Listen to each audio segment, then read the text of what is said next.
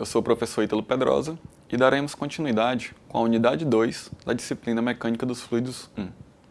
Para isso, seguiremos o plano de aula com os seguintes tópicos: hidrostática, teorema de Stevin, teorema de Arquimedes e finalizaremos com os vasos comunicantes. A hidrostática estuda a resposta de um líquido a tensões normais, ou seja, podemos avaliar o deslocamento do fluido como se fosse um corpo rígido. Dessa forma, é possível utilizar os princípios de hidrostática para avaliar os corpos submersos. Por exemplo, em instrumentos de medição, prensas hidráulicas, freios de automóveis, entre outros. Nessa figura, podemos observar um exemplo claro de hidrostática, em que não há movimento de fluido, mas podemos estudá-lo tanto em questão de força, peso, pressão, entre outros. A pressão hidrostática é a pressão que os fluidos exercem sobre os outros. Essa pressão depende diretamente da densidade do fluido. Para isso, utilizaremos a seguinte fórmula: pressão é igual à densidade do líquido vezes a altura de líquido no recipiente vezes a aceleração de gravidade. Como podemos observar nessa figura, a imagem representa todas essas grandezas que devem ser utilizadas para o cálculo da pressão no fundo do nosso recipiente. A pressão hidrostática não depende do formato do recipiente. Como vimos anteriormente, apenas a coluna de líquido será responsável pelo aumento ou redução dessa pressão. Ou seja, as pressões dos pontos A, B e C no fundo do recipiente são iguais, pois a altura de líquido é a mesma nos três locais avaliados. Ou seja, PA é igual a PB, que é igual a PC, pois a altura de líquido se repete nas três situações. A lei fundamental da hidrostática relaciona a diferença de pressão entre dois pontos de um mesmo fluido baseado na diferença de profundidade entre esses pontos. Com isso, podemos utilizar a equação: a variação da pressão é igual ao produto da densidade vezes a gravidade vezes a diferença de altura das colunas de líquido.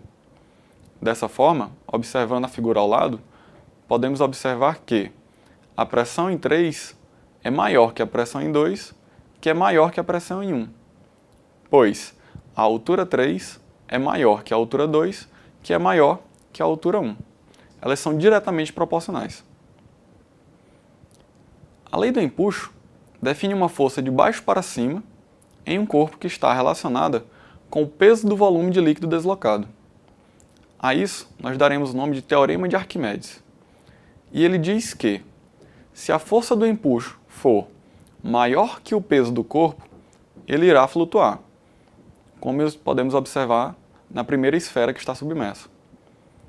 Porém, se a força do empuxo for menor que o peso do corpo, ele irá afundar, como podemos ver na terceira esfera que está submersa. Mas, se essa força for igual ao peso do corpo, ele se equilibra na posição em que for colocado, pois as forças são iguais e não haverá movimento nem para cima, nem para baixo. Para isso, devemos saber calcular essa força e relacioná-la com o peso do corpo que está submerso. A força empuxo é igual ao produto da densidade do fluido vezes o volume de fluido deslocado vezes a aceleração da gravidade. Como podemos observar, o peso sempre será uma força direcionada para baixo e o empuxo sempre será uma força direcionada para cima.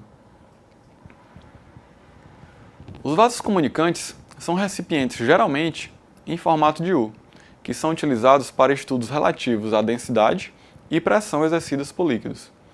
Como podemos ver nessa figura abaixo, a altura de líquido em cada uma das pernas do U será sempre igual, pois as duas estão abertas em comunicação com a atmosfera. Em recipientes abertos, sabe-se que a pressão exercida em um ponto do líquido é resultado da soma entre pressão hidrostática, como foi apresentado anteriormente, adicionada da pressão atmosférica do ambiente. Logo, a pressão total será uma soma da pressão atmosférica mais a densidade vezes a gravidade vezes a altura, como já mencionado no slide anterior.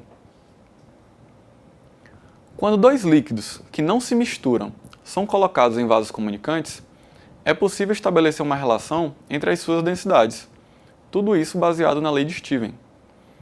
Por exemplo, olhando para essa figura, observamos que a pressão em 1 deve ser a mesma que em 2.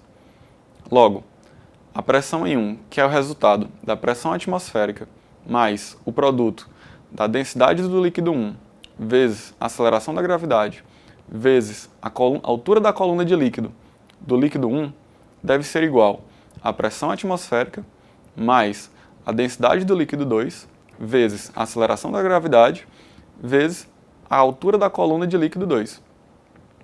Quando resolvemos essa equação, chegamos a um resultado que diz a densidade do líquido 1 vezes a altura de líquido do líquido 1 deve ser igual à densidade do líquido 2 vezes a altura da coluna de líquido do fluido 2.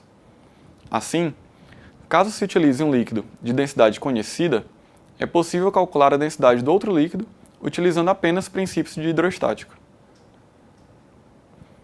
As referências bibliográficas para a nossa aula utilizada foram essas, e bons estudos!